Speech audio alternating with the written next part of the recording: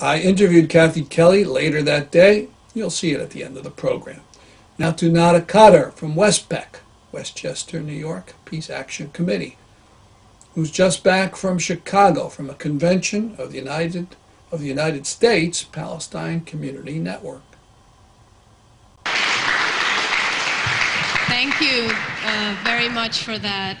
I have my speech actually in my phone, so I'm trying to save paper because we have to bring the environment into our anti-war work as well, and our concern for the environment.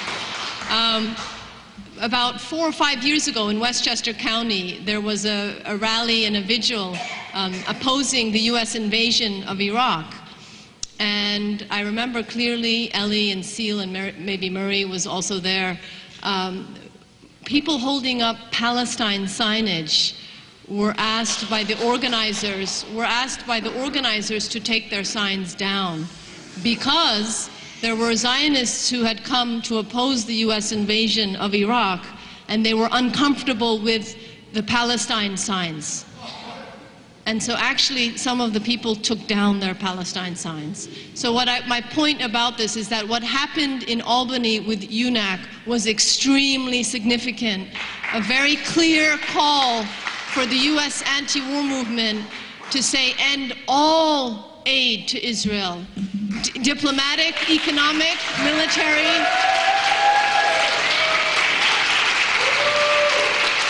And Israel has been able to get away with its massive violence, not only against Palestinians, but against its neighbors as well, as what happened in Lebanon.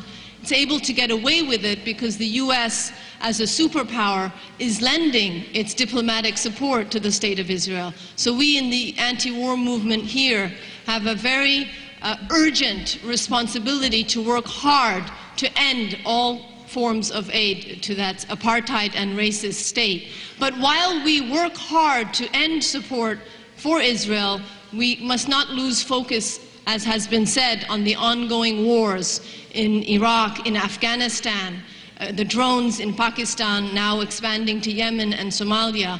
And very briefly, in my 1 minute left, I was speaking at Rutgers University on Thursday evening this week. And what happened there, this was a fundraiser for US to Gaza. And that's a very important initiative that I hope we will be supporting.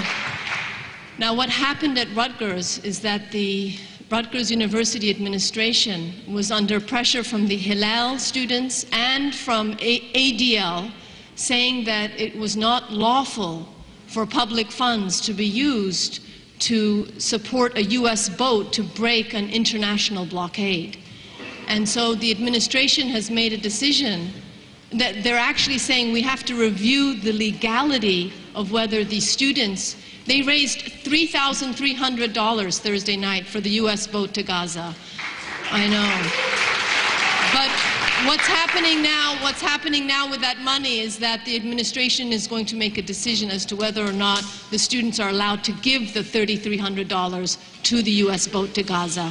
So my point is that this is in the wake of the material support laws that the US Supreme Court agreed on this year.